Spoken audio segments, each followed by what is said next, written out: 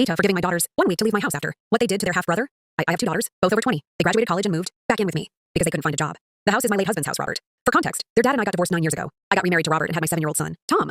The girls didn't have a good relationship with Robert. In fact, they hated him because of what their dad filled their heads about him. They lived with their dad, they chose to, before going off to college. Robert passed away 6 months ago after a long battle with disease. It was just me and my son Tom.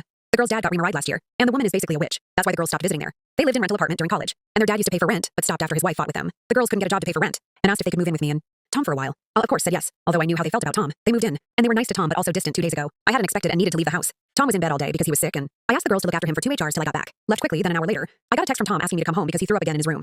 He said he called for his sisters to help, but no one responded. I immediately tried to call them, but both lines were busy. I did my best to come home earlier thinking the girls weren't at home, but it turned out they were. One was downstairs the entire time, and the other said she was using kitchen appliances, which is why she couldn't hear. Tom. I was going to believe them till Tom said he tried to text them, but they didn't respond. I checked their phones after they tried to deny he was right. His message was read, but there was no response. I blew up at them both and called them pathetic. They argued that I was making them act like they are the parent and placing responsibility on them. Knew this wasn't about that. They hated Robert. Fine, that might be a little understandable, but Tom is a kid, and he has no part in all of this to be treated like that. Knew they neglected him on purpose, so I told them they had 1 week to move out, and they started arguing and even crying, saying I'm being too harsh on them and acting worse than their dad's new wife. I said this wasn't up for discussion, and now both of them are giving me the silent treatment. Basically, it makes me feel guilty about the whole thing. Maybe I've made a wrong decision, but seeing how they've neglected their brother merely out of resentment and hate makes me feel upset and quite concerned to have them around him.